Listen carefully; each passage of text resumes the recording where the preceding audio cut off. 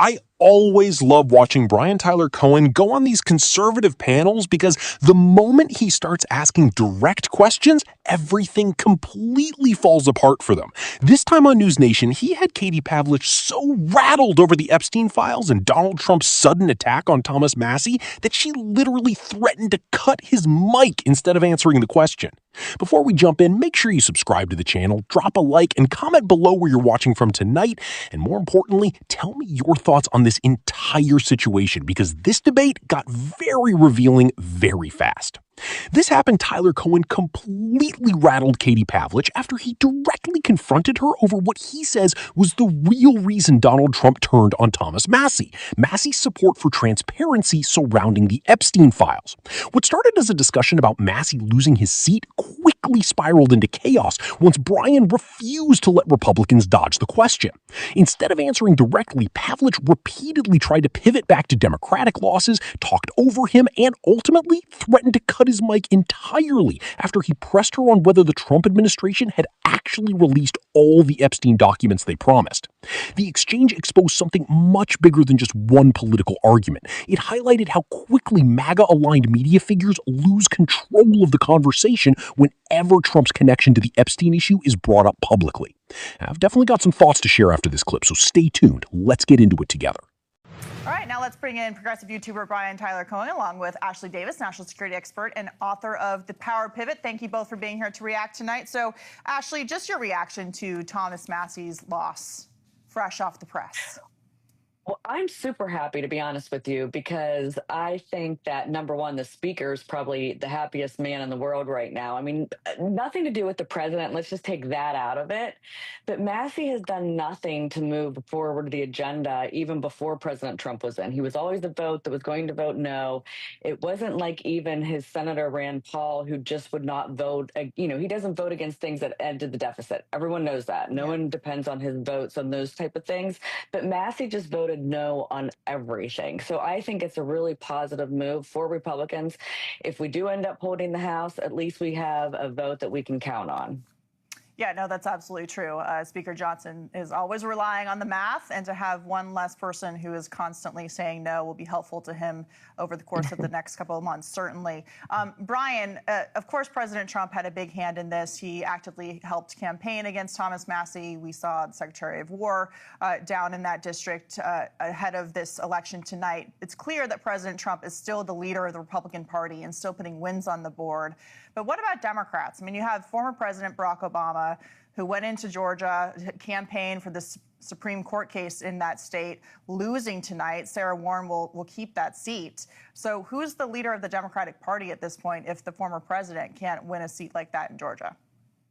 We'll figure out who the leader of the Democratic Party is soon enough. I mean, we have an election coming up for midterms, and, that's what our focus is on right now. Obviously, after that, we're going to have God knows how many Democrats throw their hat into the ring, and we'll figure out who the leader of the Democratic Party is shortly thereafter. But I think it's interesting that in none of the lead up to what you're discussing now with Thomas Massie, did anybody name the number one thing that caused Donald Trump to push out Massie in the first place, and that was his support, Massie's support for the Epstein files. That's why this is all happening. That's why Donald Trump turned on him, which is especially ironic given the fact that Trump and all of his administration officials were falling over themselves to demand the release of the Epstein files when they were just on the campaign. But as soon as it became clear that Trump was implicated in those files, that his name was listed in those files, God knows how many times, then all of a sudden they wanted Massie out. Brian, we all know that President Trump signed legislation to release millions of Epstein documents, and he is not implicated criminally in any of this. 3.5 million files they refused to release. In any of this. So for you to imply that there are crimes committed is completely dishonest. Ashley, your response to that. So then why don't they release the other 3.5 million files? That's not why President Trump went after Thomas Massie, as Ashley eloquently pointed out. But Ashley, please go ahead. Yeah, no, I was just going to say that. I mean, Massie's been a problem for a long, long time. I mean, obviously, this is his 8th term. I mean, he doesn't vote with us ever. So I understand your talking point in regards to the Epstein files on the Democrat side, but that has nothing to do with how bad of a Republican member he was. Neither neither one of you think that the Epstein files had anything to do with Trump turning on Thomas Massie? No, Brian, Massie no. hasn't voted for any of the Republican priorities. Not the big, bill, big beautiful bill. Nothing. It's funny to me. I understand. Like everybody has to pretend that the Epstein files on the right has to pretend the Epstein files are not a thing anymore. But everybody watching and everybody who's going to see this on the internet is going to know how clownish all of this is. That you are both pretending like the Epstein files had nothing to do with this, when the people that Trump has turned on, he's done as a direct result of their support Brian, for the Epstein files. The president files. has been very clear over and over again for months why he believed that Thomas Massie was not the man for the job. The person who replaced him is a former Navy SEAL who is going to go in and vote for the party, for the country, for the president's agenda, when this is a district that President Trump won by 85%. So I know that Democrats only started to care about the Epstein files when it was politically convenient for them. They had nothing to say about it for 4 years under Joe Biden when he was in charge of the DOJ. They were releasing nothing.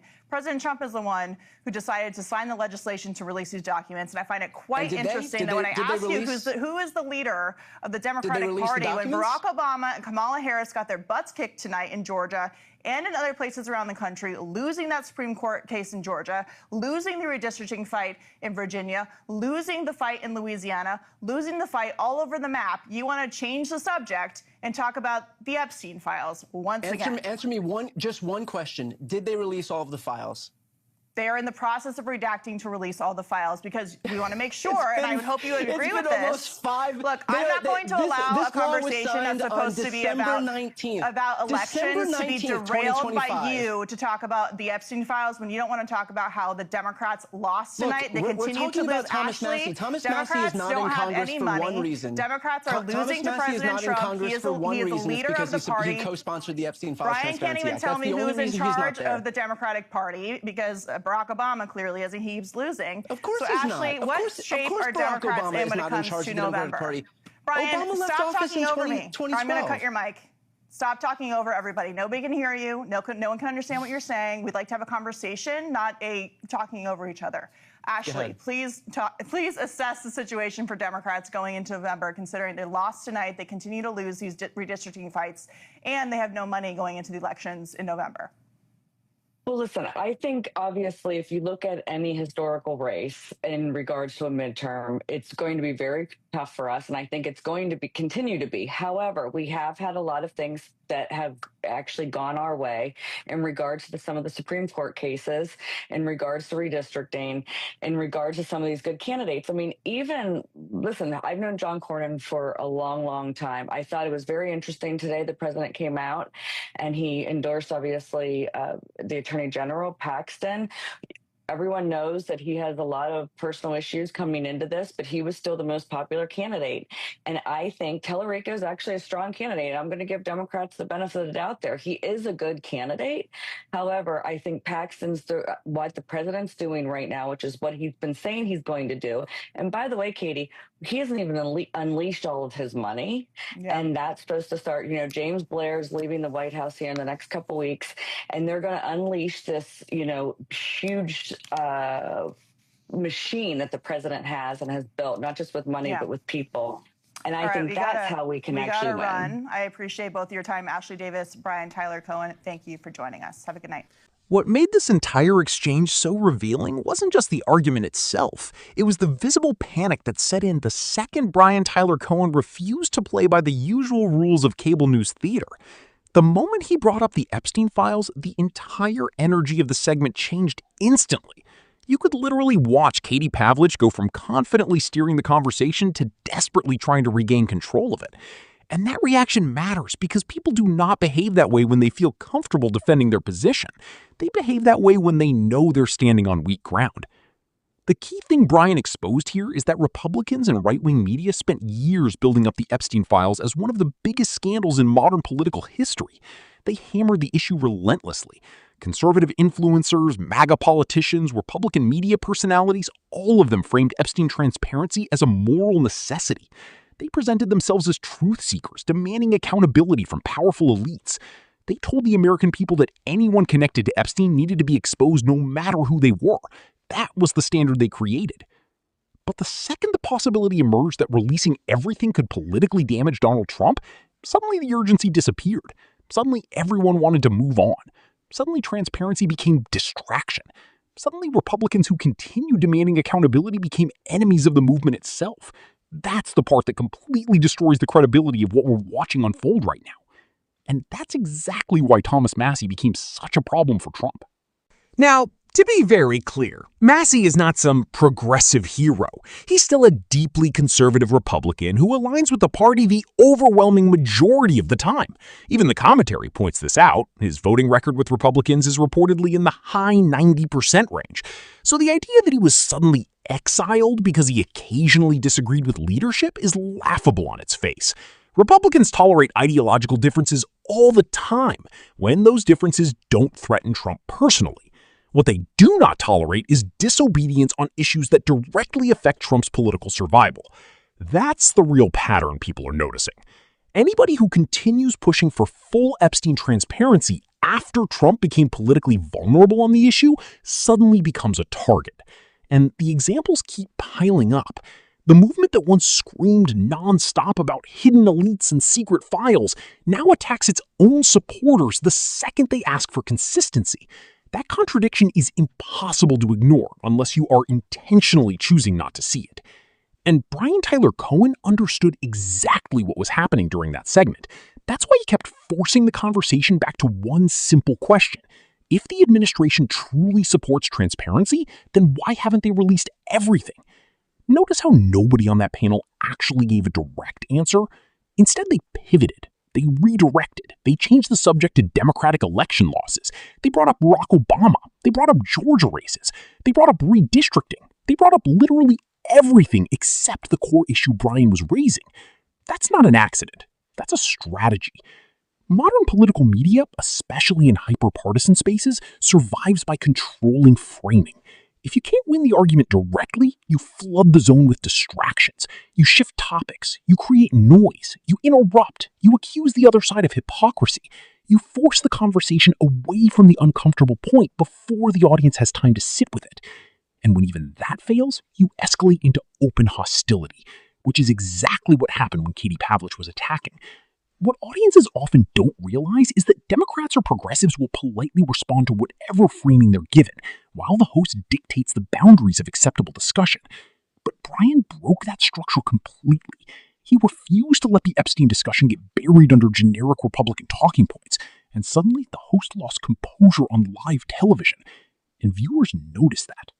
This wasn't just a heated argument between Brian Tyler Cohen and Katie Pavlich. It was a small window into a much larger political reality unfolding in America right now. A reality where media figures increasingly act as defenders of political power instead of interrogators of it. A reality where accountability disappears the moment it threatens the wrong person. A reality where loyalty is rewarded more than honesty. And a reality where people asking obvious questions are treated as the problem instead of the people refusing to answer them. The most revealing part of the segment may actually have been the abrupt ending. After Brian kept pressing the issue, the show wrapped up almost immediately. Why? Because once the controlled narrative collapsed, there was nowhere productive for the host to go. The longer that conversation continued, the worse it became for the people trying to avoid the subject. Brian understood that. The audience understood that. And judging by the visible frustration on screen, Katie Pavlich understood it too. That's why this clip resonated so strongly. Not because Brian shouted the loudest, not because he won some flashy debate performance, but because he forced an uncomfortable truth into the open and refused to let the conversation move away from it. And in today's political climate, where so many media personalities exist primarily to protect narratives instead of challenge them, that kind of persistence stands out immediately. The Epstein issue became politically useful for Republicans when they believed it could hurt Democrats or unnamed elites. The second it threatened Trump, the entire conversation changed overnight. That sudden shift is exactly what millions of people are noticing, and no amount of interruptions, pivots, or microphone threats is going to erase that reality from public view. Because once people see the inconsistency clearly, they can't unsee it. People are not stupid. Audiences can tell when somebody is dodging a question. They can tell when somebody becomes visibly agitated after a specific topic is mentioned. They can tell when a host suddenly abandons calm moderation and starts threatening guests for speaking. Those moments matter because they communicate insecurity more loudly than any prepared talking point ever could. What also stands out here is the hypocrisy surrounding free speech and open debate. The same political movement that constantly lectures everybody else about censorship, political suppression, and silencing dissent becomes extremely comfortable shutting conversations down when the subject becomes politically inconvenient for Trump. That contradiction has become one of the defining features of modern MAGA politics. Absolute loyalty to Trump overrides every principle they previously claimed to care about. And that's what this really comes down to: loyalty.